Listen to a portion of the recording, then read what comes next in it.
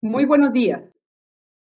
Reciban un especial saludo en nombre de la presidenta del Consejo Superior de la Judicatura, la doctora Diana Alexandra Remolina Botía, de la vicepresidenta, la doctora Loriestela López Jaramillo, y desde luego de todos los integrantes de nuestra corporación.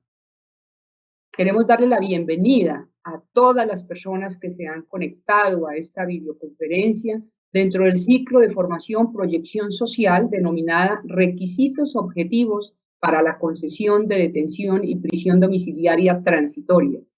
Nos acompañará como formador en el día de hoy el doctor Juan Carlos Diete Luna, magistrado de la Sala Penal del Tribunal Superior de Bucaramanga, formador de la Escuela Judicial, experto en el tema penal, docente universitario, quien desde su experticia en la práctica judicial y académica nos explicará asuntos prácticos del decreto 546 relacionados con la verificación de los requisitos objetivos previstos en el artículo 2 de la normativa, tema de gran interés para la comunidad judicial, el Ministerio de Justicia, el Instituto Nacional y Penitenciario INPEC, el Ministerio Público, entre otros actores que articulan el sistema de justicia colombiano. Tan pronto finalice la presentación, el doctor Juan Carlos dará respuesta a algunas de las preguntas que ustedes tengan a bien formular por el chat de participación. También las inquietudes técnicas sobre conexión, registro y evaluación de la actividad académica estarán atentos nuestro personal técnico de la Escuela Judicial para ser atendidas. Al finalizar la exposición, se habilitarán dos códigos QR, uno para el registro de asistencia a los que participen en la totalidad de esta actividad académica y el otro para la evaluación del curso, que es muy importante para la Escuela Judicial porque ustedes nos permiten, nos dan oportunidades de mejora para seguir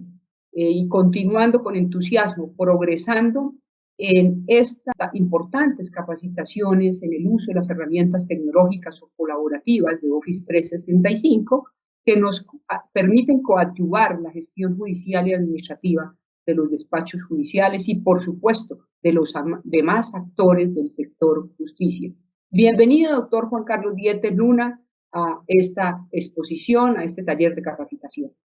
Muy buenos días a todos, un saludo especial acá desde Bucaramanga. En particular agradezco al Honorable Consejo Superior de la Judicatura, a todos los honorables magistrados y a la doctora Mary Lucero Nova Moreno, directora de la Escuela Judicial Rodrigo Lara Bonilla, por haber depositado de nuevo su confianza en mí para que dialoguemos un rato con todos los que están participando de esta videoconferencia a efectos de tratar lo relacionado con el tema del decreto 546 expedido el pasado 14 de abril de 2020. Me alegra inmensamente que se encuentren presentes distintos integrantes de toda la comunidad que está relacionada con este tema de manejo de la población privada de la libertad en Colombia. Sabemos de lo complejo que es la materia ante esa pandemia que nos está afectando y que ha generado la implementación de tantas medidas sanitarias en aras de procurar que sea de menor letalidad esta enfermedad del COVID-19. Vamos a tocar entonces todo lo relacionado con los antecedentes, con la naturaleza del decreto, los casos en los cuales es posible ciudades como Villavicencio, el inicio con una sola persona ha generado un crecimiento exponencial de contagio e incluso ha llevado a fallecimientos de varias personas. Igualmente ha sucedido eso en Leticia, también en algunos centros de reclusión transitoria en Bogotá. Desde hace pocos días igualmente está sucediendo tal cosa en el establecimiento penitenciario de Cartagena. Y con todo ello se pone en alto riesgo el estado de salud de todas las personas que interactúan en ese entorno, lo cual llevó al gobierno nacional a pensar en que tenía que implementar normas inmediatas de carácter apremiante, urgente, para evitar precisamente el contagio y la propagación. ¿Y eso por qué? Porque precisamente esa situación de hacinamiento merecía una atención urgente a fin de precisamente reducir ese riesgo de contagio. A eso se sumaba que la Comisión Interamericana de Derechos Humanos, especialmente en el comunicado de prensa 6620 de marzo 31 del 2020, urgió a los estados a enfrentar la gravísima situación de las personas privadas de la libertad en la región. En particular, instó a reducir la sobrepoblación de los centros de detención como medida de contención de la pandemia, recomendando adoptar medidas como la evaluación de manera prioritaria de la posibilidad de otorgar medidas alternativas como la libertad condicional, el arresto domiciliario o la libertad anticipada para personas del grupo de riesgo como mayores de edad, con enfermedades crónicas, mujeres embarazadas, con niños a su cargo y quienes estén próximos a cumplir condenas. A eso se aunó también la manifestación de la alta comisionada de las Naciones Unidas para los Derechos Humanos en comunicación que había enviado en marzo 25 de 2020. Asimismo, es de poner de presente que esta sala penal del Tribunal Superior de Bucaramanga, al fallar una tutela el mismo 14 de abril, había puesto de presente cómo las medidas que se pedía adoptar requerían de un estudio profundo ante la tensión existente entre los derechos de los reclusos y los de una sociedad agobiada por el problema de inseguridad ante el crecimiento exponencial de la delincuencia, aunque válido resultaba reconocer que las diferentes medidas sanitarias de prevención adoptadas con la población privada de la libertad para evitar el contagio y la propagación del virus, tales como, por ejemplo, suspender todas las visitas de personal externo, identificar y adecuar lugares de aislamiento para casos probables, restringir el acceso de personas privadas de la libertad provenientes de centros de reclusión transitoria, restringir las entrevistas, salidas de los internos, audiencias o citas médicas, suspender las actividades de colaboradores externos o reforzar las medidas de control del personal, entre otras, podrían estar resultando insuficientes para controlar de forma adecuada el alto riesgo de contagio y sus fatales consecuencias, precisamente porque ya estaban siendo de conocimiento público esos brotes de virus y casos confirmados que se estaban presentando en algunas ciudades del país. Entonces, no cabe duda que cuando el gobierno nacional se preocupó por expedir ese decreto legislativo 546 de 2020, le antecedían una cantidad sin número de hechos, de peticiones, de comunicaciones que alentaban a que efectivamente se produjera la emisión de esa normatividad. ¿Cuál es la naturaleza jurídica de este decreto legislativo? Al amparo del artículo 215 de la Constitución Política, el presidente de la República, con la firma de todos los ministros, en caso de sobrevenir hechos distintos de los previstos en los artículos 212 y 213, que perturben o amenacen perturbar en forma grave e inminente el orden económico, social y ecológico del país, o que constituyan grave calamidad pública, puede declarar el estado de emergencia económica, social y ecológica, lo cual se materializó en el decreto 417 del 17 de marzo de 2020. Mediante resolución 1144 de marzo 22 de 2020, precisamente el INPED entonces declaró el estado de emergencia penitenciaria y carcelaria en los establecimientos de reclusión del orden nacional, precisamente a fin de superar la crisis de salud a su interior. En virtud de ese estado de emergencia económica, social y ecológica, entonces el presidente de la República también, con la firma de todos los ministros, podía dictar decretos con fuerza de ley destinados exclusivamente a conjurar la crisis y a impedir la extensión de sus efectos, y por eso en el caso concreto se expidió el decreto 546 de abril 14 de 2020. Al desarrollar la aplicación preferente y transitoria, se estableció que lo dispuesto en este decreto se debía aplicar de forma prevalente, a lo consagrado en las normas ordinarias penales y penitenciarias mientras durara su vigencia, porque eso tenía que suceder, sin embargo, sin perjuicio de que se siguieran aplicando las normas ordinarias relativas a prisión o detención domiciliaria en lo no regulado en ese decreto, tal como precisamente se estableció en el artículo 12.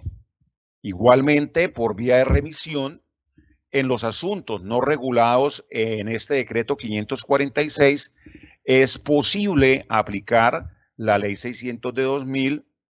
o la ley 906 de 2004, según sea el caso, acorde con lo consagrado en su artículo 29. Ahora bien, el decreto rige a partir de la fecha de su publicación, modifica todas las disposiciones legales y reglamentarias contrarias durante su vigencia, tal como lo dispone el artículo 33, y por lo tanto se supone tiene en el tiempo una vigencia limitada. Vamos a ver al final, tal como se han venido desarrollando los hechos, hasta qué punto esa vigencia termine yendo más allá. ¿Cuál es la finalidad en concreto entonces del decreto 546 de 2020? Ante todo, sustituir la medida de aseguramiento de detención preventiva o la pena de prisión en establecimientos penitenciarios y carcelarios por la detención domiciliaria transitoria o la prisión domiciliaria transitoria a personas que se encuentran en situación de mayor vulnerabilidad frente al COVID-19, para así también combatir el hacinamiento carcelario y prevenir y mitigar el riesgo de propagación de dicho coronavirus. ¿Cuáles son los beneficiarios de este decreto? Se encuentran las siguientes personas: aquellas que estén cumpliendo medida de aseguramiento de detención preventiva en centros de detención transitoria, háblese de estaciones de policía, unidades de reacción inmediata, o también en establecimientos carcelarios y penitenciarios del territorio nacional, conforme lo prevén los artículos 1 y 7, inciso 1. De igual manera, aquella persona condenada a pena privativa de la libertad en establecimientos penitenciarios y carcelarios del territorio nacional, artículos 1 y 8, inciso 1,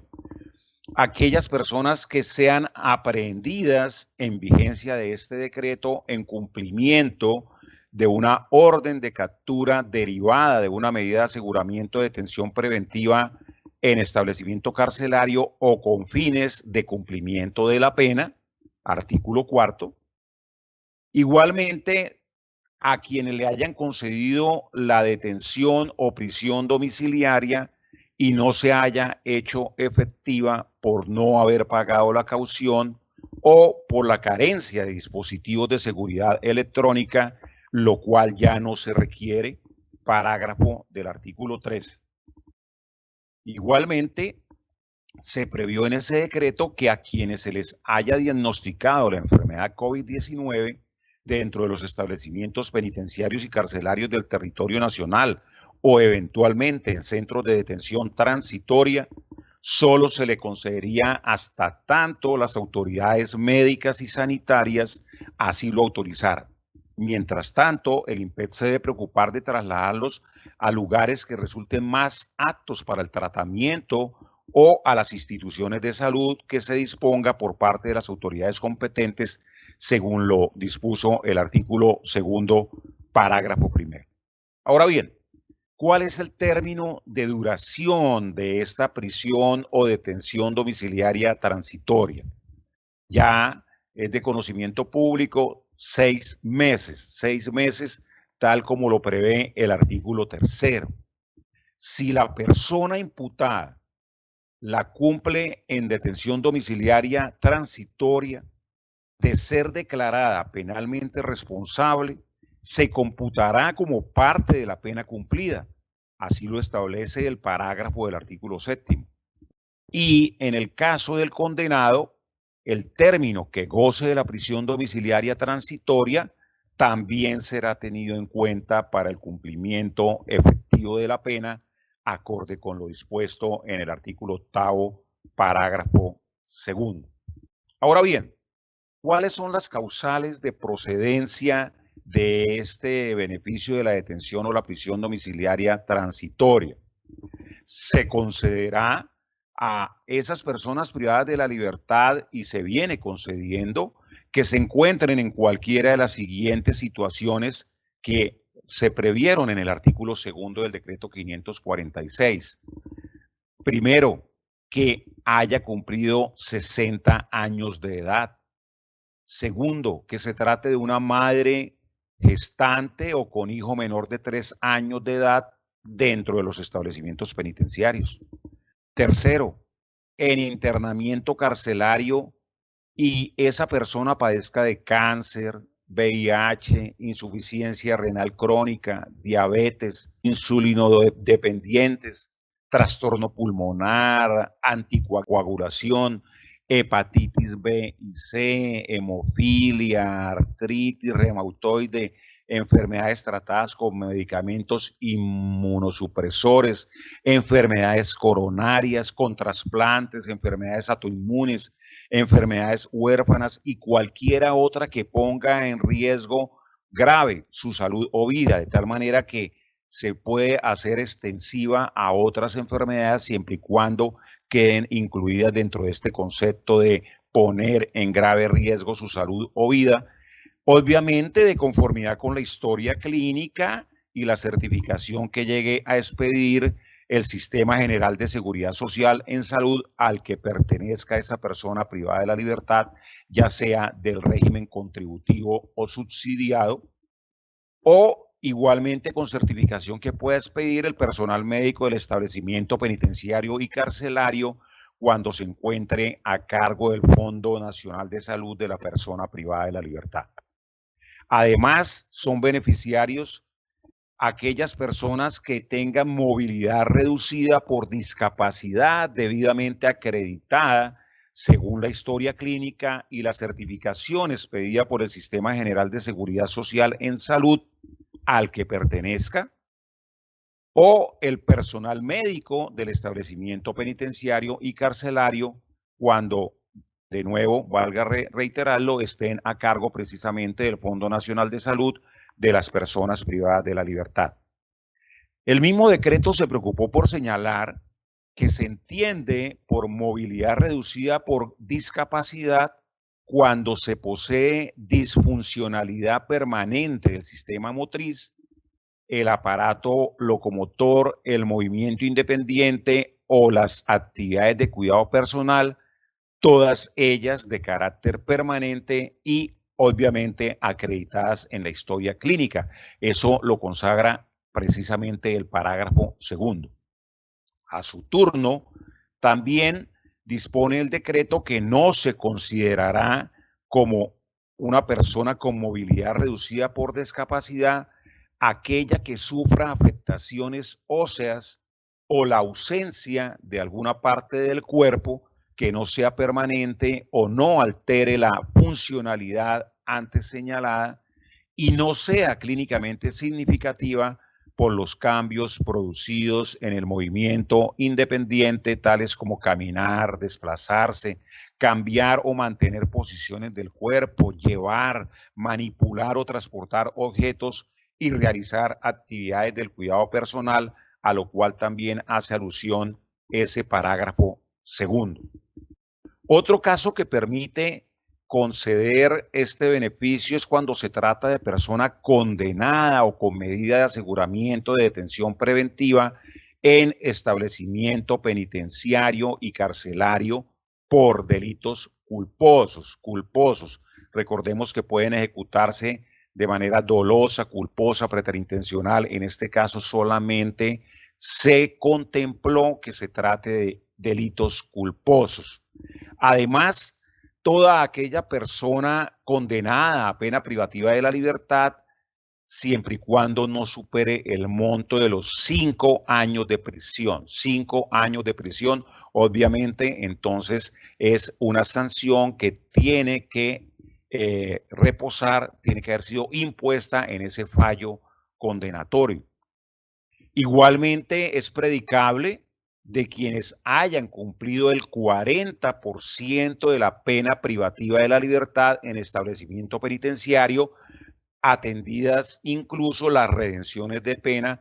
que haya esa persona logrado que le reconozcan. Des en cuenta cómo en este caso se está reduciendo esa sanción mínima que se debía purgar teniendo en cuenta lo físico y lo redimido en tratándose de la libertad condicional, porque recordemos que la libertad condicional implica, según esa modificación de la ley 1709 del 2014, que efectivamente se haya purgado 3/5 partes de la pena, lo cual eso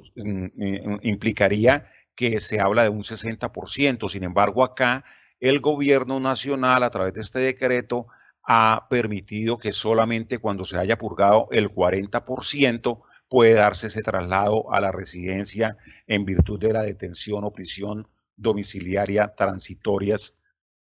que se concedan. Obviamente, el juez competente, según el caso, será el que se encargue de verificar el cumplimiento de esos requisitos objetivos. Por eso se habla de que son causales objetivas para acceder a ese beneficio sin que sea necesario constatar el arraigo sociofamiliar del beneficiario, ni tampoco, como ya lo dijimos antes, se puedan imponer cauciones o dispositivos de seguridad electrónica. A tal efecto, entonces, bastará con la manifestación contenida en el acta de compromiso que se entiende cierta bajo el principio de la buena fe, tal como lo está previsto en el artículo 13 de ese decreto 546, y de ahí entonces, por eso las diligencias de compromiso que se están allegando con la documentación que es remitida. Ahora bien, ustedes saben, ha sido muy controversial el tema de las exclusiones, porque se incluyen allí un sinnúmero de delitos o situaciones que impiden la concesión de esos beneficios. En primer lugar, se sabe que hay un sinnúmero de delitos que están establecidos, previstos, tipificados en el Código Penal que lo impiden. Entre ellos se encuentran el genocidio, la apología al genocidio, homicidio simple en modalidad dolosa, agravado, feminicidio, lesiones personales con pérdida anatómica o funcional de un órgano o miembro agravadas, lesiones causadas con agentes químicos, ácidos, sustancias similares, delitos de desaparición forzada simple, agravada, secuestro simple, extorsivo, agravado, apoderamiento y desvío de aeronave, tortura, tortura agravada, desplazamiento forzado simple y agravado, constreñimiento ilegal por parte de grupos armados organizados, tráfico de migrantes, trata de personas, tráfico de niñas, niños y adolescentes, uso de menores de edad, amenazas contra defensores de derechos humanos y servidores públicos, delitos contra la libertad, integridad y formación sexuales. Ahí se habla de todo el título en general, o sea, se está haciendo referencia a la denominación genérica que aparece en el Código Penal y por lo tanto están contemplados allí todos los delitos de índole sexual, incluidos accesos carnales, violentos, abusivos, actos sexuales, violentos, abusivos, accesos carnales en personas puestas o que se colocan en condiciones de indefensión, de inferioridad, que sufren de trastorno, etcétera, al igual que acoso sexual o los delitos de explotación sexual que tanto afectan en especial a los menores de edad, prostitución de menores, etcétera. Entonces, cuando se habla de esa denominación genérica, como es la de delitos contra la libertad, integridad y formación sexuales, de que trata el título cuarto, precisamente incorpora todas las ilicitudes allí consagradas. Además, la violencia intrafamiliar, el hurto calificado, aun cuando no respecto de todas las circunstancias que califican el hurto, porque solamente pone de presente que se excluyen cuando se trata de los numerales segundo y tercero o cuando la conducta se cometa con violencia sobre las personas. Igualmente, en lo que tiene que ver entonces con el hurto calificado, se cometa, procederá esas medidas cuando la persona haya cumplido entonces el 40% de la condena. En lo que tiene que ver con el hurto agravado, previsto en el artículo 241 del Código Penal, entonces también se excluyen los numerales 3, 4, 12, 13 y 15 como circunstancias de agravación específica, porque hay que diferenciar las circunstancias de agravación específica de las circunstancias de agravación genéricas, que son genéricas por precisamente predicarse de todos los delitos contra el patrimonio económico, a saber, cuando la acción ilícita recae sobre bienes del Estado o cuando se supera la cuantía de los 100 salarios mínimos legales mensuales vigentes, o cuando, siendo menor, en atención a la capacidad económica de la persona y sus circunstancias especiales, le pueda causar detrimento. Esas circunstancias de agravación genérica, a ellas no se hace alusión, se hace alusión es precisamente a las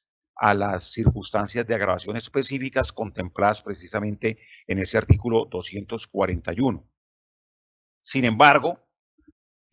procederán estas medidas cuando se trate de que la persona haya cumplido el 40% de la condena.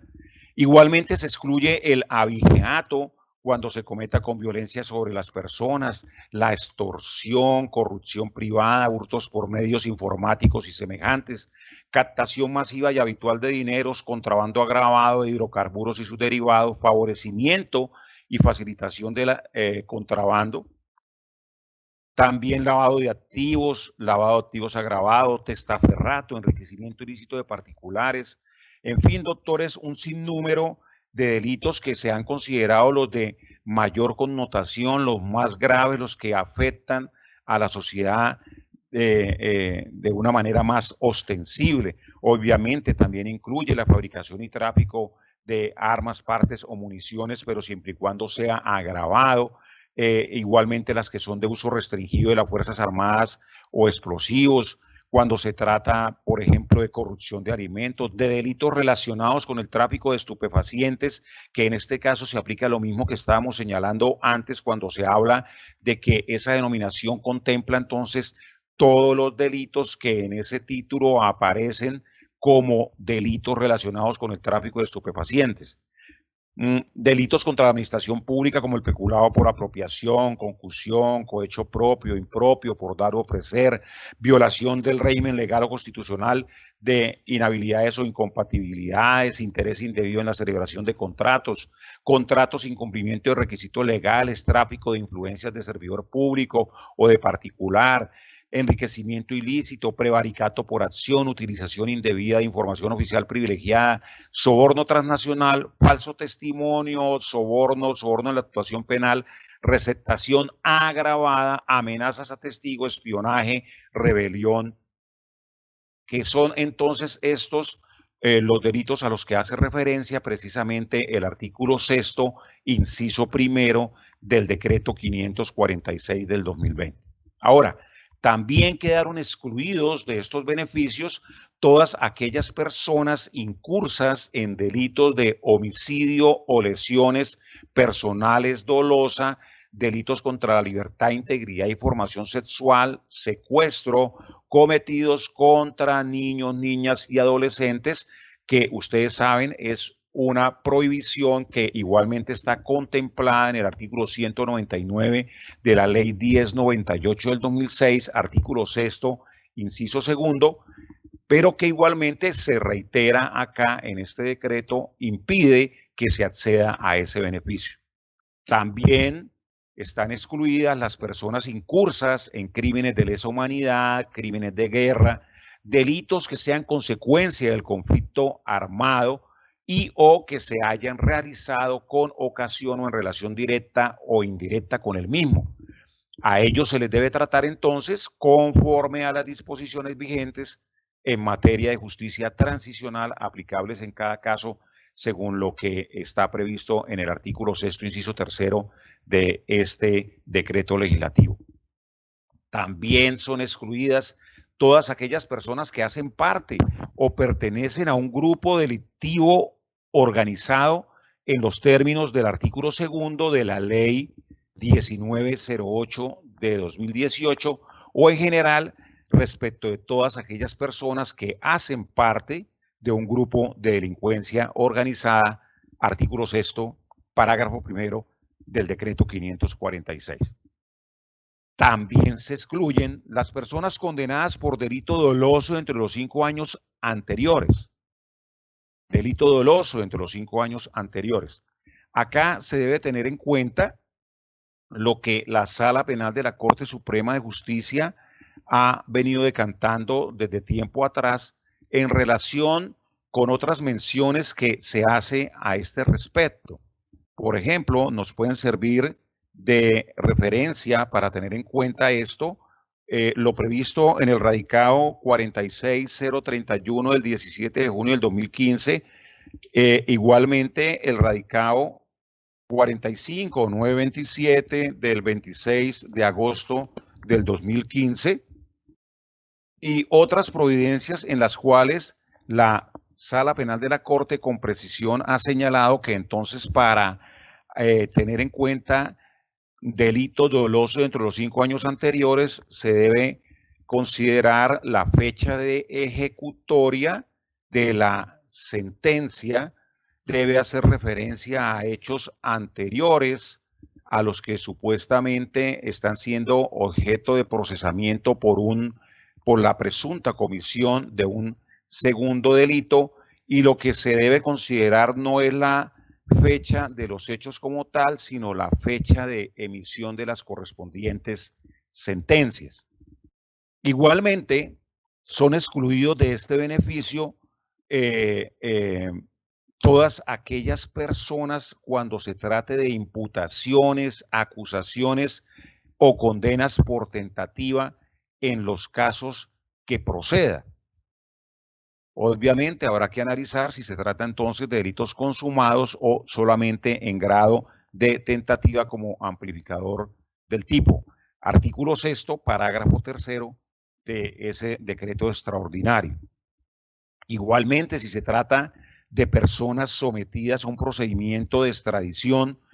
indistintamente cualquiera que sea el delito que se haya cometido, estas personas también son excluidas de este beneficio acorde con lo contemplado en el artículo 5.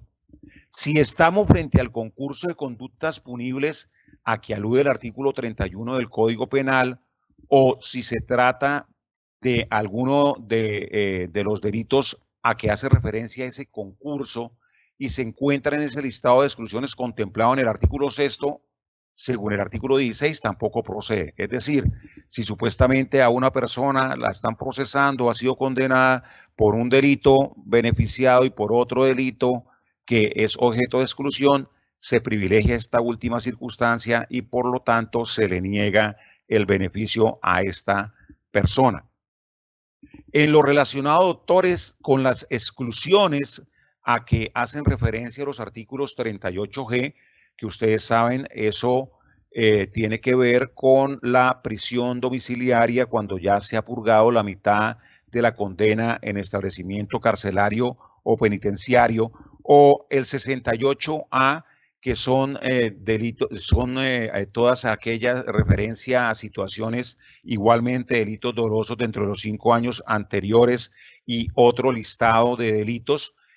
Hay que considerar entonces que esas exclusiones, esas prohibiciones consagradas en esos delitos 38G y 68A son independientes de las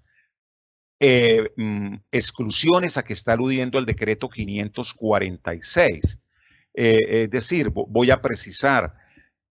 son situaciones que se siguen aplicando en el campo ordinario, las prohibiciones, el listado de prohibiciones del 38G o el listado de prohibiciones del 68A. Estas prohibiciones del decreto 546 son distintas a las anteriormente mencionadas. Me voy a preocupar como por hacerlo a través de un caso que precisamente se manejó acá en la Sala Penal del Tribunal Superior de Bucaramanga. A una persona se le está procesando por el delito de receptación. Y vean cómo, según el delito de receptación, ese es un delito que según el artículo 68A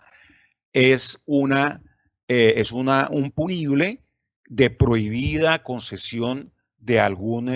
subrogado en la medida que precisamente está contemplado en ese listado de prohibiciones del artículo 68A. Esta persona cometió el delito de receptación y solicitó la prisión domiciliaria transitoria, y la Sala Penal del Tribunal Superior de Bucaramanga, en la sala de decisión correspondiente, precisamente tuvo que estudiar si procedía a concederle o no el beneficio de la prisión domiciliaria transitoria. Y si se va a analizar entonces el listado de prohibiciones o exclusiones a que alude este decreto 546, allí no se contempla el delito de receptación, solamente se consagra el delito de receptación agravada. Desde ese punto de vista, des en cuenta entonces que una prohibición que esté relacionada en el artículo 38G o en el artículo 68A no impide que pueda eventualmente ser concedida la prisión o la detención domiciliaria transitoria atendiendo a las prohibiciones del decreto 546 del 2020. ¿Qué fue lo que sucedió en ese caso? Que al final no se concedió a esta persona la prisión domiciliaria transitoria, pero en virtud de otras circunstancias. Pero si supuestamente todas las demás exigencias se hubieran cumplido, el hecho de que hubiera cometido ese delito de receptación no hubiera impedido conceder la prisión domiciliaria transitoria, repito, porque solamente excluye el decreto 546, que no el 68A, excluye solo la receptación agravada. Espero que haya quedado en ese sentido clara la explicación en torno a ese tema. Ahora bien, emisores de la petición. Hay que diferenciar en lo que se trata la detención domiciliaria transitoria y lo concerniente a la prisión domiciliaria transitoria. En lo relacionado con la detención domiciliaria transitoria, se estableció que el director general del INPED, por medio de los directores regionales y los directores de establecimientos penitenciarios y carcelarios, se encargue de verificar preliminarmente el cumplimiento de esos requisitos objetivos y se procede igualmente a remitir el listado con las cartillas biográficas digitalizadas, la información que obra en la hoja de vida, los antecedentes judiciales, los certificados médicos de las personas privadas de la libertad que se ajusten a cualquiera de las circunstancias que están precisamente descritas en el artículo 2 de ese decreto, y a esto hace alusión el artículo 7º, inciso 1 de ese decreto 546. Igualmente, en lo que tiene que ver con la detención domiciliaria transitoria, se consagra que si el imputado, por medio de su defensor de confianza o público, efectúa la solicitud, debe allegar la cartilla biográfica digitalizada y el certificado médico entregados por el director general del INPED y o las direcciones regionales y los directores de establecimientos penitenciarios y carcelarios, tal como lo prevé el artículo 7º, inciso 3. Entonces, nos podemos dar cuenta acerca que, tal como el director de política criminal del Ministerio de Justicia lo puso de presente en una charla anterior que desarrollamos en días pasados, lo que se ha previsto es que precisamente en aras de que no se envíen solicitudes múltiples por parte de procesados, penados, sus defensores, sin el lleno de los requisitos, allegando la documentación que se requiere, lo que se ha querido procurar es que precisamente todo se canalice a través de esos directores de los centros penitenciarios y carcelarios en aras de que haya una mejor y más rápida y paulatina evacuación de esas solicitudes cuando se envían los correspondientes listados. De hecho, entonces, muchas veces si se tratara de entrar a analizar si se accede o no a conceder este beneficio, significaría que los jueces competentes estarían inhabilitados para hacerlo en la medida en que no cuentan con la información o la documentación necesaria para ello. Es cierto que en determinados casos, excepcionalmente, se podría entrar de fondo a estudiar, digamos, si se trata de analizar si esa persona ya ha cumplido el 40% de la pena en el evento que así lo autoriza el decreto legislativo. Pero, sin embargo, en otros casos donde se requiere conocer la cartilla biográfica, lo relacionado con el tiempo purgado realmente, lo redimido, lo relacionado con los certificados médicos que se deben aportar, etcétera, pues se torna muy complicado que de manera oficiosa un funcionario judicial vaya a proceder a ello. Por eso lo ideal es tal como se prevé acá en esta sección que se refiere en cuanto a la detención domiciliaria transitoria, es que si se tratara de que no es el director del centro penitenciario carcelario quien lo hiciera, que entonces proceda a ello el defensor de confianza o público podría elevar la solicitud porque así lo contempla el decreto, pero necesariamente tiene que allegarse la cartilla biográfica digitalizada y el certificado médico que les entregue el director. Entonces, de todas maneras, hay que acudir a las autoridades penitenciarias para que suministren esa información. Bueno, ahora, en lo relacionado con la prisión domiciliaria transitoria, igualmente se establece lo mismo, que sea ese director general del INPEP por medio de las direcciones regionales y los directores de establecimientos penitenciarios y carcelarios quienes se encarguen de esa verificación preliminar. Y obviamente si cumplen los requisitos objetivos, remitan el correspondiente listado a los jueces competentes, allegando la misma documentación a que antes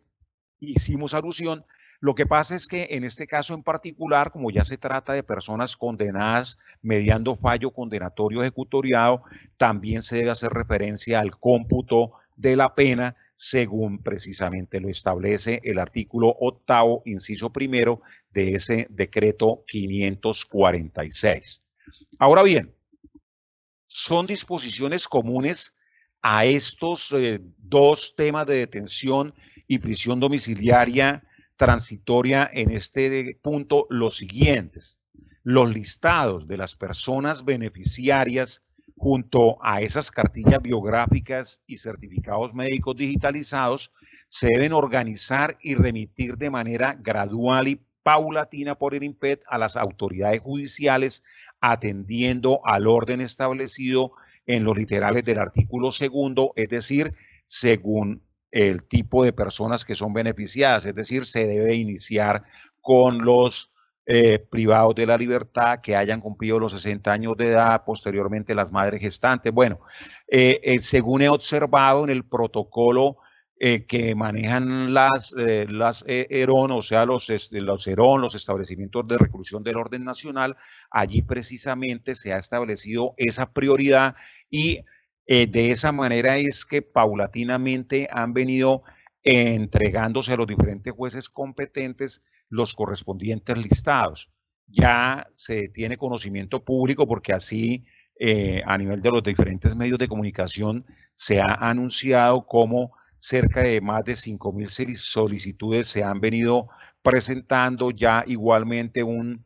cierto número de personas privadas de la libertad ha podido acceder a estos beneficios y resta que haya pronunciamiento sobre ese tema en varios casos, pero precisamente atendiendo los términos previstos en este decreto legislativo a los cuales vamos a hacer alusión más adelante. Ahora bien, también se prevé en el artículo 15 de este decreto legislativo que tanto la Defensoría del Pueblo como la Procuraduría General de la Nación, a través de los procuradores judiciales penales 1 y 2 y las personerías distritales y municipales, deben utilizar los medios electrónicos virtuales para identificar los casos en que sea procedente aplicar este decreto y, por lo tanto, de acuerdo con sus competencias, deben realizar las solicitudes respectivas. En ese caso, el INPET entonces debe colaborar con esa consulta y entrega de las cartillas biográficas digitalizadas y demás documentos pertinentes. O sea, se tiene que obrar de manera coordinada entre las autoridades penitenciarias y quienes obren como defensores o eventualmente participen de las diligencias como procuradores a efectos de recopilar toda la documentación y enviarla de manera organizada a los jueces competentes. Esas peticiones de los defensores y los procuradores obviamente deberán presentarse ante la oficina jurídica del respectivo establecimiento penitenciario y carcelario del lugar donde está esa persona privada de la libertad, y esta dependencia es la que se encargará de revisar conjuntamente con la dirección del INPET de manera preliminar el cumplimiento de los requisitos establecidos en el decreto. Esta es una de las principales preocupaciones que asiste. Resulta que dialogando con varios jueces de ejecución de penas se ha tenido conocimiento, y otras autoridades judiciales, no solamente jueces de ejecución de penas, se ha tenido conocimiento de que muchas veces han llegado provenientes del INPET listados o solicitudes respecto de personas privadas de la libertad, donde efectivamente esa verificación preliminar no se está haciendo de manera correcta y por lo tanto se están teniendo que negar esos beneficios con el consecuente desgaste de las mismas autoridades penitenciarias y de las autoridades judiciales. Asimismo, particularmente yo en mi sala de decisión penal he tenido la oportunidad de pronunciarme y con mis compañeros de sala acerca de varias solicitudes que los defensores están realizando de manera directa sin que se cumpla con todos estos presupuestos a los que estamos haciendo alusión, en la medida de que ni siquiera se allega la mínima documentación exigida para efectos de darle trámite y favorable solución a la solicitud que se está presentando. Entonces, en ese sentido, creo que debemos preocuparnos por buscar coordinar las acciones de tal manera que sean los defensores y procuradores respectivos en los casos que vayan a actuar de esa manera, los encargados de coordinar con las autoridades penitenciarias, y estas a su vez brindar la información oportuna y adecuada para que se pueda allegar la documentación pertinente. Aunque lo ideal, valga resaltarlo, es, como lo digo, aquello que precisamente puso de presente y relegó el señor director de Política Criminal del Ministerio de Justicia en la charla pasada, en el sentido de que lo ideal sería que el INPET fuera el que remitiera a través de esos canales institucionales toda esta información con los listados respectivos a los jueces competentes. Ahora, obviamente, si esa documentación al analizarse permite concluir que se reúnen todas las exigencias, entonces obviamente se deben incluir en el listado respectivo, se debe enviar a los jueces competentes, y de no colmarse se debe negar la inclusión y no enviarse la petición al despacho judicial, hecho que se debe comunicar de manera inmediata al solicitante. Ahora bien, vamos a hablar de quiénes son los receptores de esas solicitudes de detención domiciliaria transitoria o prisión domiciliaria transitoria. En principio vamos a hablar de la detención domiciliaria transitoria. Quien se ha dispuesto que reciba esta documentación es el juez coordinador del Centro de Servicios Judiciales, o quien haga sus veces, porque tenemos conocimiento, hay muchas sedes judiciales donde no obra un juez coordinador, y entonces el tratamiento del caso es distinto. Esto lo prevé el artículo 7º, incisos 1º y 3º del decreto extraordinario. ¿Quiénes son al final los receptores finales y competentes para tramitar y decidir estas solicitudes de detención domiciliaria transitoria? Acá, indudablemente, han surgido varios cuestionamientos, ha habido una controversia en el campo judicial acerca de quienes están encargados de tramitar y decidir este tipo de peticiones en el campo de la detención domiciliaria transitoria. Reconozco que ha habido algunas salas penales de tribunales y jueces que se han preocupado por considerar que efectivamente las reglas a aplicar son las normales de carácter ordinario, es decir, las que se aplican en tratándose de la ley 906 de 2004, pero sin embargo, la Sala Penal del Tribunal Superior de Bucaramanga se preocupó en el auto que nos ha servido de base para esta charla, que es un auto emitido en el proceso con radicado 2018 0036 0101 1461, se ha preocupado por poner de presente, y en similares providencias posteriores que debe ser otro el entendimiento precisamente por las circunstancias especiales que se manejan. ¿Qué es lo que ordinariamente sucede en este campo, en particular teniendo en cuenta lo previsto en la sentencia de julio 19 de 2016, radicado 48349, con ponencia del doctor Luis Antonio Hernández Barbosa? Allí se dice que entonces la competencia para decidir las peticiones de libertad y asuntos similares, incluyendo detención o prisión domiciliaria, está radicada en diferentes funcionarios judiciales dependiendo de la etapa en la que se encuentre la actuación. Si la solicitud entonces se formula antes del anuncio del sentido del fallo, debe ser resuelta por los jueces de control de garantías, acorde con lo previsto en el artículo 154, numerales 8 y 9 de la Ley 906 de 2004. Pero si se presenta después del referido anuncio del sentido del fallo, correspondería al juez de conocimiento en primera instancia, aplicable durante el trámite del recurso de apelación contra la sentencia, es decir, cuando se encuentra en sede de la Sala Penal del Tribunal, acorde con lo dispuesto en la sentencia de radicado 46329 y 47003 de 25 de noviembre del 2015, pero igualmente le correspondería al juez de conocimiento de primera instancia cuando se trata de que el negocio se encuentre en casación, porque ahí se tendría que aplicar lo previsto en el artículo 190 de la Ley 906 de 2004. Y en lo relacionado ya, cuando se haya cobrado firmeza del fallo, le correspondería conocer, obviamente si es condenatorio, al competente juez de ejecución de penas, según lo normado en los artículos 38 y 459 y siguientes de la Ley 906 de 2004. Eso es lo que ordinariamente está previsto. Y pareciera que eso fuera una alternativa adecuada. Sin embargo, como les digo, por otros tribunales también y otros jueces se ha entendido que la competencia da precisamente las modificaciones realizadas, que son de carácter transitorio, de carácter preferente y que están animadas por un espíritu de urgencia, inmediatez, han llevado a que entonces esas medidas que se han adoptado por la situación sanitaria que se enfrenta permiten pensar que es otra la interpretación que se debe dar. Particularmente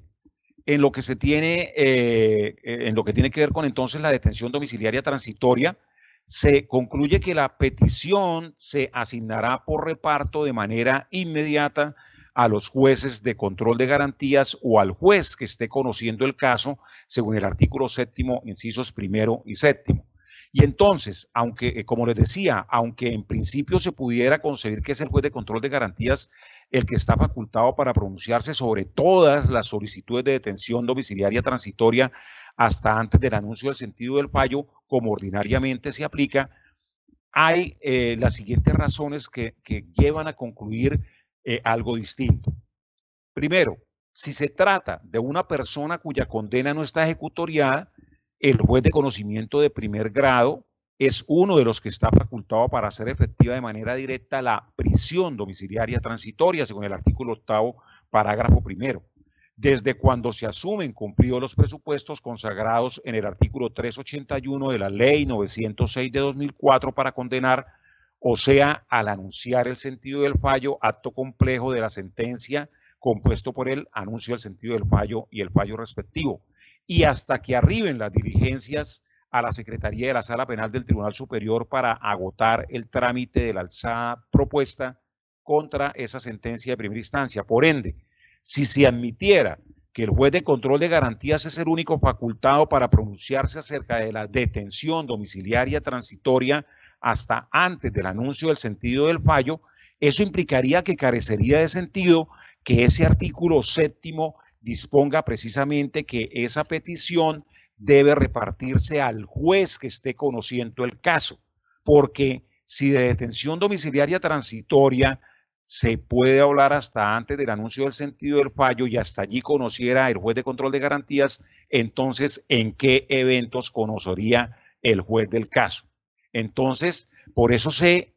entiende que el juez de conocimiento de primer grado nunca estaría facultado para pronunciarse sobre la detención domiciliaria transitoria, dado que únicamente le correspondería hacerlo sobre la prisión domiciliaria transitoria. Y entonces, por eso se concluye que para darle aplicabilidad a lo dispuesto en ese artículo séptimo, en el sentido de que no solamente el juez de garantía, sino el juez del caso, por eso es que entonces, si se encuentra la actuación en manos del juez de garantías, será el juez de garantías, y cuando se encuentre en manos del juez de conocimiento, será el juez de conocimiento. A eso se aúna que al asignarle al juez de conocimiento de primer grado la facultad de otorgar o no la detención domiciliaria transitoria desde el inicio de la fase del juicio, no se afecta su imparcialidad, que es una de las situaciones por las cuales se ha querido que los jueces de garantías adopten determinaciones en temas de libertad y prisión domiciliaria a efectos de no contaminar el juicio de esos jueces de conocimiento, de no contaminar su ecuanimidad, su equilibrio. ¿Y por qué no se contamina ese criterio jurídico para anunciar luego el sentido del fallo? Porque precisamente es en cuenta que hemos estado refiriendo a que ese decreto legislativo solamente contempla causales objetivas que entonces no exigen analizar la estructuración del delito por el cual se acusó, ni exigen analizar la responsabilidad penal de esa persona. Se suma también a los elementos de juicio que contribuyen a pensar que la interpretación debe ser esa, según quien tenga la actuación en ese momento, que el estudio para conceder la detención o prisión domiciliarias transitorias se va a centrar en las cartillas biográficas, en la información que obre en la hoja de vida, antecedentes judiciales, certificados médicos de las personas privadas de la libertad que acrediten cualquiera de las circunstancias descritas en ese artículo segundo, en la documentación digitalizada que entonces se debe adjuntar a los listados enviados por el director general del INPET, es decir, por medio de las direcciones regionales y los directores de los establecimientos penitenciarios, luego de verificar preliminarmente toda esta información. Sin embargo, doctores, es posible que eventualmente se requiera revisar datos que obren en esas carpetas, y conocido es que en la fase de investigación donde se encuentran a disposición es de los jueces de control de garantías en el archivo del Centro de Servicios Judiciales del Sistema Penal acusatorio correspondiente, y a su turno en la fase del juicio reposan en cada uno de los despachos de los jueces de conocimiento. Entonces, la circunstancia de que tramite y decida esta petición de detención domiciliaria transitoria el juez de garantías o el juez de conocimiento, según el caso, lo que permitiría es también agilizar el trámite con el propósito de inmediatez que está inspirando la expedición de ese decreto legislativo, y así se impediría el innecesario trasteo de carpetas de uno u otro despacho judicial que de producirse podría llegar a propiciar un contagio al existir suficiente evidencia. Todos lo sabemos de que el COVID-19 se transmite persona a persona y su sintomatología suele ser inespecífica, a la par que permanece ese virus en diferentes superficies por variados lapsos, de tal forma que el manejo de la carpeta y su contenido, entre ellos folios de papel, cartón, CIS, etcétera, facilitarían su propagación. En consecuencia, eso implicaría que, salvo que se trate de un manejo virtual, como se está dando ya sobre muchas de las carpetas que se puedan estar manejando, esta sería otra circunstancia que podría contribuir a pensar que lo ideal es lo que hemos planteado aquí. En consecuencia, en síntesis, se podría decir que, conforme a los razonamientos antes expresados, la competencia para conocer la solicitud de detención domiciliaria transitoria correspondería entonces, en la fase de investigación, a los jueces de control de garantías hasta antes de radicarse el escrito de acusación. Y obviamente, una vez radicado este último, que significa el inicio de la fase del juicio, entonces debe agotarse con rapidez el reparto del respectivo escrito de acusación al juez de conocimiento, que adelantará esa fase del juicio, y de ahí en adelante ese juez de conocimiento debe pronunciarse desde que reciba las diligencias, al ser el que, como dice la norma, entre comillas, esté conociendo el caso, cierra comillas. Valga resaltar que el juez penal del circuito tiene competencia para pronunciarse exclusivamente en primera instancia, sobre la detención domiciliaria transitoria después de recibir las diligencias con el respectivo escrito de acusación y por lo tanto, por ejemplo, si está en su poder el trámite del recurso de apelación interpuesto contra un auto dictado por el juez de control de garantías en el procedimiento ordinario sobre temas como la legalización o no de captura, la imposición o no de medida de aseguramiento, negativa de libertad provisional, etcétera, al igual que si está en su poder el trámite de la alzada propuesta contra un auto dictado por el juez penal municipal o promiscuo municipal de conocimiento en el procedimiento ordinario relacionado, por ejemplo, con aspectos de negativa de prueba, libertad provisional, etcétera. A ese juez de conocimiento de segundo grado no le correspondería definir si conoce o si concede o no la detención domiciliaria transitoria, pues esa labor no le fue asignada al juez de segunda instancia, según lo consagrado en el artículo 7º, incisos 1 y 3, lo que sí en cambio se reglamentó en tratándose de la prisión domiciliaria transitoria en el artículo 8º, aparte que si se obrara así, que ese juez de conocimiento en segunda instancia actuara como juez de conocimiento de primera instancia en cuanto a la detención domiciliaria transitoria, significaría que entonces ese proveído sería susceptible del recurso de apelación y entonces la sala penal del Tribunal Superior estaría instituida para darle a la aplicación al principio de doble instancia, cuando se sabe que cuando se trata de procesos penales ordinarios por virtud del factor funcional, artículo 34, numeral primero de la ley 906 de 2004, es cuando debe intervenir, pero no así cuando el juez penal de circuito supuestamente tiene que intervenir en esas condiciones. Entonces, ahí no sería procedente. Ahora bien, es importante tener en cuenta que la Sala Penal de la Corte Suprema de Justicia, en un caso reciente, de manera directa, se pronunció acerca de conceder una prisión domiciliaria transitoria y precisamente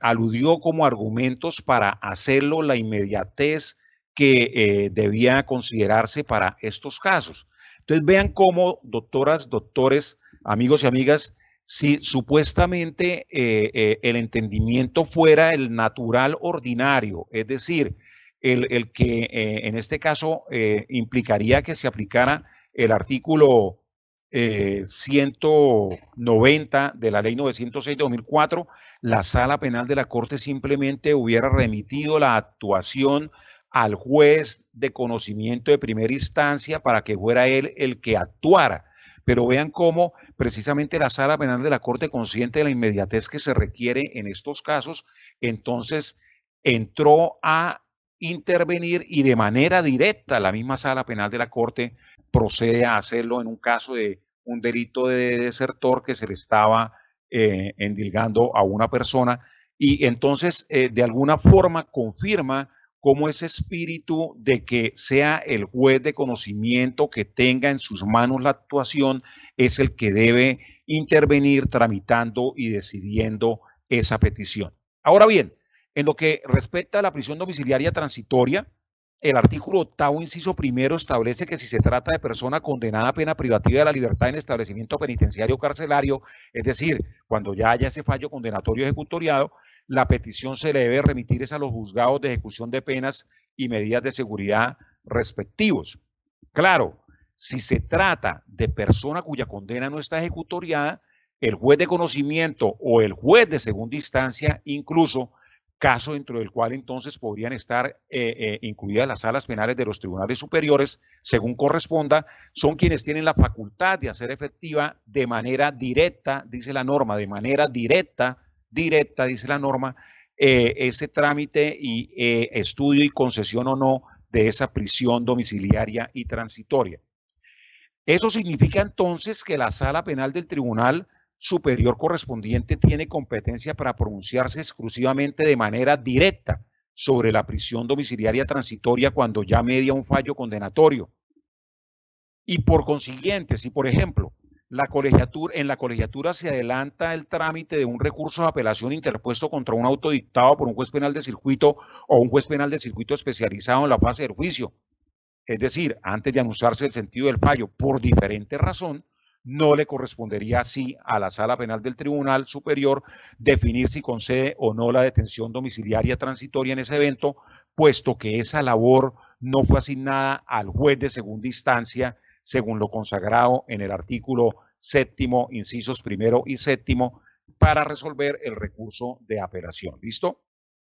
Obviamente, de obrar así implicaría que tal proveído sería susceptible del recurso de apelación y entonces la Sala Penal de la Corte Suprema de Justicia estaría instituida para darle aplicación al principio de la obra instancia si se tratara de procesos penales en los cuales la Sala Penal del Tribunal Superior actuara como juez de conocimiento en la causa promovida contra aforados. Ahora, la Sala Penal del Tribunal Superior, en cambio, sí está facultada para resolver el recurso de apelación interpuesto contra un auto o mediante el cual un juez penal de circuito o un juez penal de circuito especializado en la fase de juicio, luego de radicarse el escrito de acusación y antes de anunciarse el sentido del fallo, se pronuncie sobre la detención domiciliaria transitoria.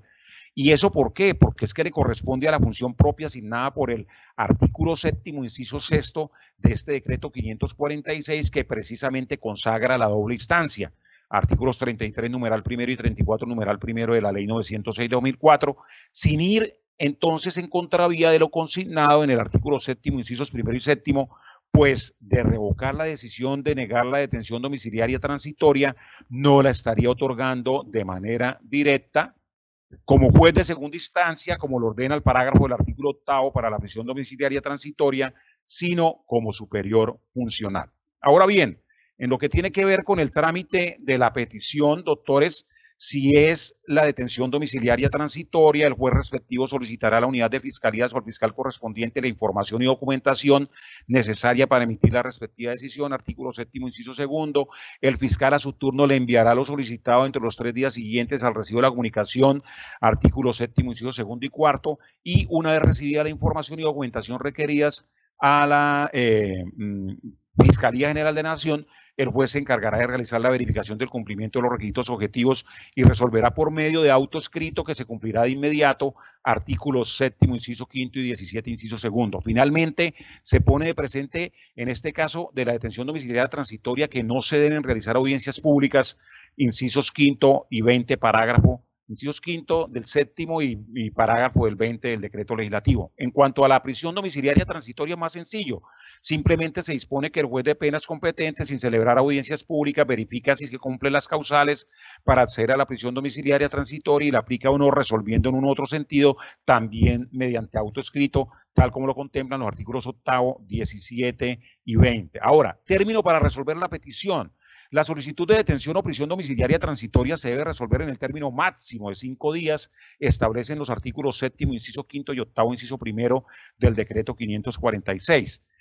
Al analizar, doctoras, doctores, abogados y abogadas, amigos todos, los términos citados en el decreto legislativo, se observa que el artículo 10º, inciso 1, es el único precepto en el que se hizo expresa referencia a 5 días hábiles concedidos al privado de la libertad para presentarse ante la autoridad competente al culminar la vigencia de la medida, aunque en el siguiente inciso hizo referencia a si transcurrido los 5 días no se hiciera presente, sin reiterar que fueran hábiles, por lo cual es importante establecer si este último y los restantes términos corren es en días calendario o hábiles. Y entonces, en apoyo de la primera interpretación de que fueran días calendarios, se podría argumentar que en las consideraciones del decreto legislativo se expuso que para garantizar el derecho al debido proceso se hacía necesario, por la urgencia y gravedad de la crisis, establecer términos mucho más expeditos. Igualmente se destacó que se debería obrar a través de actuaciones virtuales y por medios electrónicos institucionales. Y entonces eso conllevó a que el Honorable Consejo Superior de la Judicatura publicitara, asignara y publicitara esos correos electrónicos institucionales a cada despacho, funcionario judicial, secretaría o centro de servicios administrativos o judiciales para garantizar así la seguridad de la información y permitir el acceso a cualquier hora y día de los servidores judiciales y los usuarios de la justicia, contrario a lo que sucede cuando, por ejemplo, de forma personal se pretende ingresar en la jornada ordinaria laboral a una sede judicial. Sin embargo, des en cuenta que únicamente debe verificarse el cumplimiento de requisitos objetivos para hacer efectiva esa detención o prisión domiciliaria transitorias. Y entonces tenemos que, para respaldar la segunda interpretación de que sea días hábiles, se debe tener en cuenta que por vía de remisión el artículo 29, el artículo 157 de la ley 906 de 2004 establece que todos los días y horas son hábiles para ejercer esa función de control de garantías, y las actuaciones que se surtan ante el juez de conocimiento se adelantarán en días y horas hábiles de acuerdo con el horario judicial establecido oficialmente. A su turno, el artículo 59 de la Ley Cuarta de 1913 dispone que todos los plazos de días, meses o años de que se haga mención legal se entienden que terminan a la medianoche del último día del plazo. Por año y mes se entienden los del calendario común, y por día el espacio de 24 horas en la ejecución de las penas estará lo que disponga la ley penal. Y el artículo 62 y bien consagra que en los plazos de días que se señalen en las leyes y actos oficiales se entienden suprimidos los feriados y vacantes, a menos de expresarse lo contrario, y los de meses y años se computan según el calendario, pero si el último día fuere feriado de vacante, se extenderá el plazo hasta el primer día hábil. Además, se contempla que los jueces de ejecución de penas, de conocimiento y demás jueces que les corresponda por reparto adopten sus decisiones de manera individual o colectiva a fin de reducir el trámite procesal, lo cual significaría que hacerlo de forma separada, dada la pluralidad de personas privadas de la libertad, podría dar lugar a que fuera extenuante el manejo de esas solicitudes. Entonces, en ese orden, al sopesar una y otra alternativa, se ha estimado que la hermenéutica adecuada es la de que los términos antes citados y a otros que se hará alusión corren en días hábiles y no calendario. Claro está, ese término máximo entonces hay que interpretarse en el sentido de resolverse la petición a la mayor brevedad posible hasta ese máximo, por el alto riesgo de contagio del COVID-19 al que están sometidas las personas privadas de la libertad en todo el territorio nacional, puesto que, claro, cada día que transcurre puede implicar evitar o propiciar la contaminación con ese virus de un interno. Ahora, la notificación del auto dictado se debe hacer de manera personal y obviamente por correo electrónico, sin perjuicio que se acuda a otras formas de notificación previstas en la ley 906 de 2004, según sea el caso, según lo disponen los artículos 7º, incisos 5º y 6º, y 8º, inciso 2º y 20, inciso 1º. Los recursos, la interposición y sustentación respecto de cada una de ellas. En lo que tiene que ver con la detención domiciliaria transitoria, el auto emitido es susceptible del recurso de apelación en el efecto devolutivo y se puede interponer y sustentar dentro de los 3 días siguientes por escrito remitido por el mismo medio virtual, y precluido dicho término se correrá el traslado común a los no recurrentes por 3 días, artículo 7º, inciso 6º. En lo que tiene que ver con la prisión domiciliaria transitoria, el auto proferido es susceptible del recurso de reposición, solo reposición, que se interpondrá y sustentará entre los 3 días siguientes por escrito remitido por el mismo medio virtual, artículo 8º, inciso 2º. Vean entonces que aunque el artículo 478 de la ley 906 de 2004 dispone que de manera ordinaria procede recurso de apelación contra las decisiones relacionadas a autos de rehabilitación y mecanismos sustitutivos de la pena privativa de la libertad, es decir, suspensión condicional de ejecución de la pena privativa de la libertad, prisión domiciliaria y libertad condicional, se optó en este evento solo por el escrutinio del mismo juez de esa decisión, sin que por ello se esté vulnerando el principio de la obra instancia, porque sabido es que el artículo 31 de la Carta Política y otros instrumentos internacionales firmados y ratificados por Colombia establecen que lo que procede obligatoriamente es el recurso de apelación contra la sentencia, y por lo tanto autorizan que eventualmente, como en este caso el legislador extraordinario a través de ese decreto legislativo, pueda autorizar que contra ese auto únicamente proceda el recurso de reposición. Adicionalmente, al integrarse el parágrafo al estatuto en el artículo 8º, en sana lógica debe interpretarse que lo reglamentado respecto del auto que emite un juez de ejecución de penas, en ese caso de haber cobrado firmeza, también cobija al auto que dicte el juez de conocimiento de primer grado o el juez de segunda instancia, y en consecuencia entonces de no estar ejecutoriada la sentencia condenatoria contra ese proveído por estos últimos jueces singulares o plurales, solo procede el recurso de reposición. El término para resolver los recursos es en estos casos el siguiente: 3 días, porque es al único que alude el decreto al referirse a la interposición, sustentación y traslado del recurso de apelación o el de reposición; 5 días, porque es el otorgado para resolver la detención o prisión domiciliaria. O se pudiera pensar que otra alternativa sería que, en virtud de que el funcionario judicial señale el término en los casos previstos en el artículo 159 de la Ley 906 de 2004, es decir, judiciales, por vía de remisión se podrían aplicar los términos de la Ley 600 de 2000 o la Ley 906 de 2004, según el caso. Entonces, en este evento, ante esas tres alternativas de cuál es el término para resolver los recursos, porque no lo dice la norma, indiscutiblemente para acoger la finalidad de economía procesal y definir las impugnaciones con la rapidez que inspira el decreto legislativo, lo ideal sería acudir al lapso de 3 días para resolver los aludidos recursos de reposición o apelación. Sin embargo, definitivamente el criterio más ajustado para suplir ese vacío es el último, es decir, teniendo en cuenta los términos a que evalúen la Ley 600 o la Ley 906 de 2004, porque esa solución es la que se ajusta a lo jurídicamente consagrado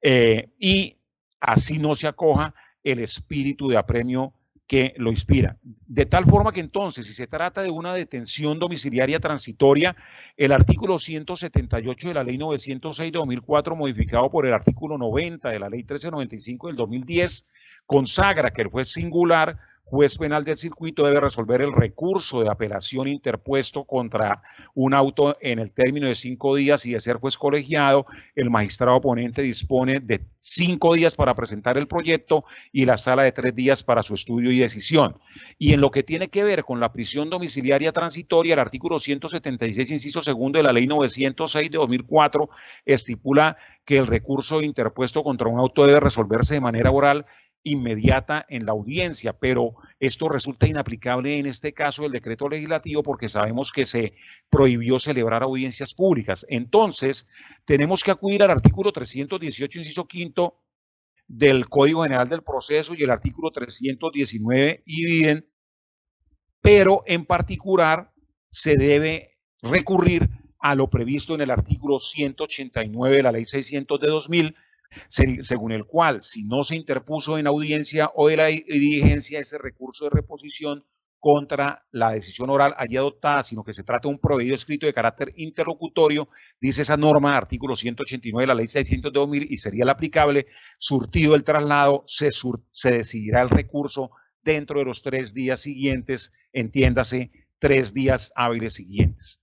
Ya para terminar, cumplido en lo relacionado con el cumplimiento del auto, el IMPED debe dar cumplimiento a la medida siempre y cuando el correo electrónico provenga del dominio de la rama judicial y se obtenga por otros medios la confirmación respectiva,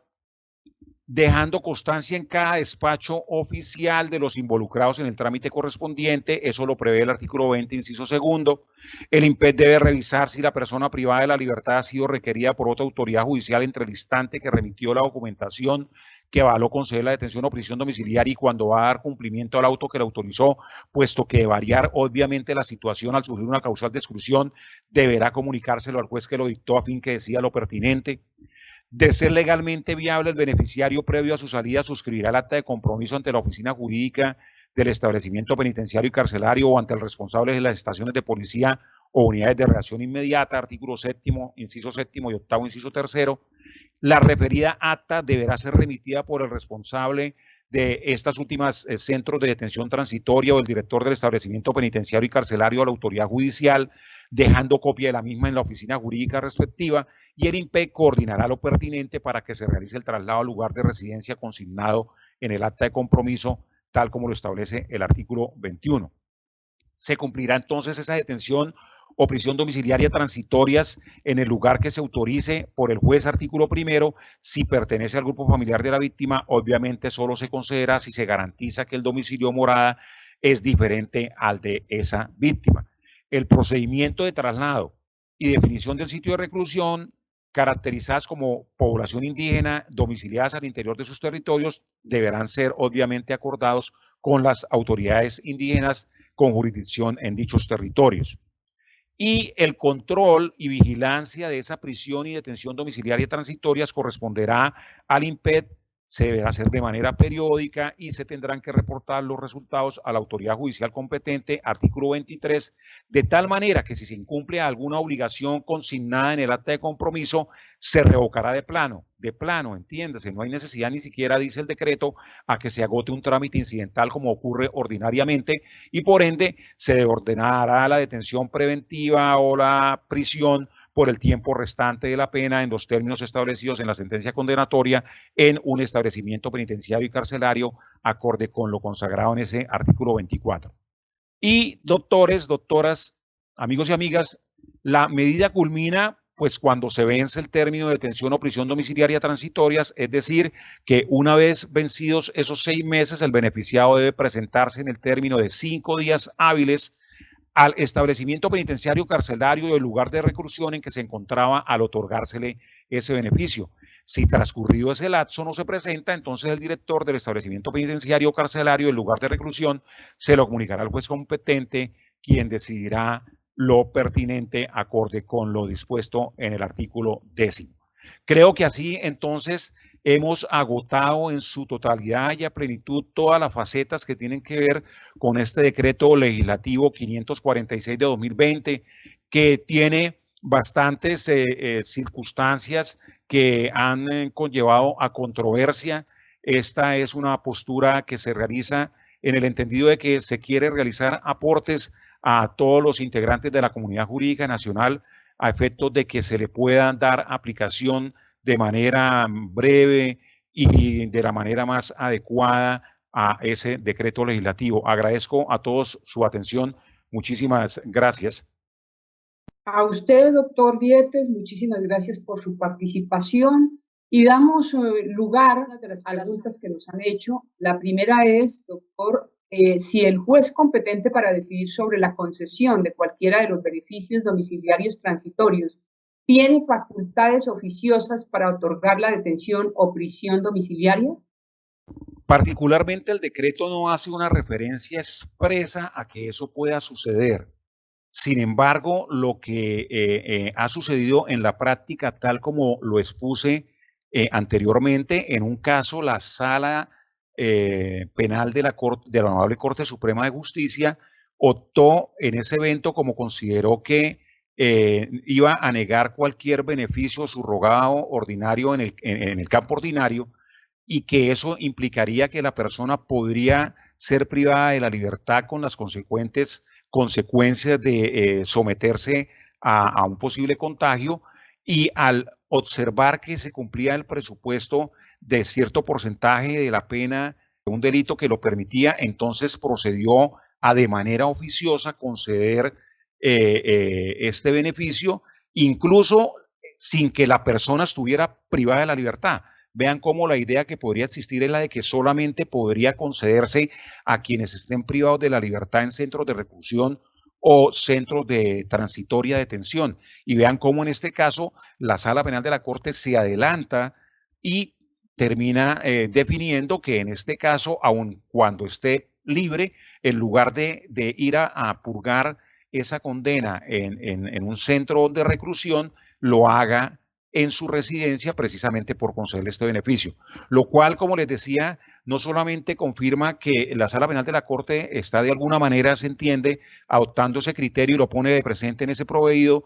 de que es el juez de conocimiento que tiene en su momento la actuación el que debe pronunciarse al respecto, sino que igualmente procede, si es del caso, aunque no se haya solicitado de manera oficiosa a decretarlo, e incluso favoreciendo a una persona que ni siquiera está privada de la libertad. Otra pregunta, querido doctor Dietes, ¿cuál es la interpretación que se le ha dado al parágrafo 4 del artículo 6 del decreto con relación a los delitos excluidos para la concesión de los beneficios? Tal como lo puse de presente con antelación, las prohibiciones o ese listado de prohibiciones consagrado en esos artículos 38G y 68A de la Ley 599 del 2000, que precisamente aplican en el caso del 38G para el tema de prisión domiciliaria cuando se ha purgado ya la mitad de la condena, o en el caso del 68A cuando se trata de conceder o no la suspensión condicional de la ejecución de la pena privativa de la libertad o la prisión domiciliaria. Esas prohibiciones son independientes de las exclusiones a que hace referencia el decreto 546 del 2020, y tal como lo expliqué de manera concreta con el delito de receptación, que sí forma parte de la prohibición del 68A, pero no de las exclusiones del decreto 546, eso implicaría que sí sería posible conceder con base en el decreto 546 la prisión domiciliaria transitoria. Por lo tanto, y lo reitero de nuevo, tal como lo manifestó claramente el director de Política Criminal del Ministerio de Justicia en una charla pasada, son todas prohibiciones independientes, autónomas, conservan su vigencia para el caso particular de cada instituto jurídico. Unas son las prohibiciones del 38G y aplican para ese evento, otras son las prohibiciones del 68A y aplica para los subrogados a que se hace alusión allí, y distintas son las exclusiones del decreto 546 y en lo que a esas exclusiones se refiere, esas son las únicas aplicables para impedir que se acceda a ese beneficio de la prisión o detención domiciliaria transitoria. Doctor Juan Carlos, otra pregunta. ¿La remisión del listado de postulados por parte del IMPEC obliga al juez competente a conceder el beneficio pertinente? Todos sabemos que en Colombia opera la reserva legal, opera la reserva judicial en materia de privación de la libertad. Y por eso son los funcionarios judiciales quienes al final se encargan de decidir si o no autorizan que una persona sea en este caso beneficiada con la detención o prisión domiciliaria transitorias. Eso sucede en el campo ordinario con muchísimas otras actuaciones, verbigracia, libertad condicional, incluso así la autoridad penitenciaria emita una resolución donde obre un concepto favorable para conceder la libertad condicional porque se estima que la persona cumple todos los presupuestos legales para que ello así sea. Puede suceder que al hacer un análisis global de la situación, el juez de ejecución de penas competente proceda a negarle la libertad condicional. Y eso puede suceder en estos casos y ha venido sucediendo, y como lo comentaba antes, en muchos eventos ha sucedido, según me han comunicado diferentes autoridades judiciales, de que a pesar de que se ha querido de que esa verificación preliminar sea de alguna manera sustancial y se observe si efectivamente las personas que son incorporadas a los listados cumplen todos los presupuestos, a pesar de ello se ha concluido que no es así, y por eso aún proviniendo esas solicitudes del IMPED, donde se supone que se hizo esa verificación preliminar, los señores jueces han debido negar ese beneficio porque precisamente o están incluidos en alguna de las exclusiones o simplemente no se cumplen las causales previstas en este decreto legislativo para acceder a ese beneficio. Última pregunta, doctor Dietes. Con relación a los 5 días previstos para la decisión judicial, ¿debe entenderse que se trata de días hábiles o calendario? Ya les he señalado que en el estudio que se ha efectuado se ha considerado que efectivamente todos los términos a considerar acá en la aplicación del decreto legislativo, en lo que tiene que ver con el trámite, con la decisión, porque no se consagra de manera concreta en lo relacionado con la solución o definición de los recursos que se interpongan, e igualmente en lo que tiene que ver con la presentación una vez vencido el término de los 6 meses, se ha considerado que con base en lo manifestado antes, la distinta normatividad que se puso de presente, se ha considerado que todos estos días sean considerados como hábiles, hábiles. Lo que pasa es que estos son términos máximos, por lo tanto deben entenderse como les manifestaba, en el sentido de que es el término máximo, es decir, debe emitirse la decisión, debe agotarse el trámite a la mayor brevedad posible, porque la inmediatez, la emergencia, la urgencia que se da en función de todos estos casos de COVID-19 por la posibilidad pronta de su contagio y propagación, así lo amerita. Entonces, debe entenderse que cada una de estas decisiones se emita lo más rápido posible para que se privilegie la celeridad en ese trámite y decisión hasta máximo 3 días o 5 días hábiles según el caso. Muchísimas gracias por su participación en esta capacitación, su explicación acerca del alcance y la aplicación del decreto 546 de 2020, tan importante para otorgar los beneficios a las personas con detención domiciliaria y para garantizar los derechos fundamentales de las personas privadas de la libertad en época de pandemia. Asimismo, en nombre del Consejo Superior de la Judicatura y de la Escuela Judicial, también agradecemos a las cerca de 1.000 personas que se han conectado a esta actividad académica, así como a todo el equipo de apoyo de la Escuela Judicial, deseándoles a ustedes una feliz tarde e invitarlos para las próximas actividades académicas que estamos realizando en este tiempo de pandemia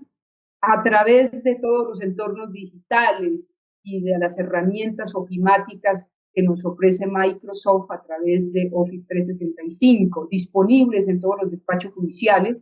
Agradecer, por supuesto, también la participación de los actores externos que participan en el sistema de justicia colombiano y articulan este importante deber o cometido del Estado social de Derecho. Una feliz tarde para todos. Muchas gracias.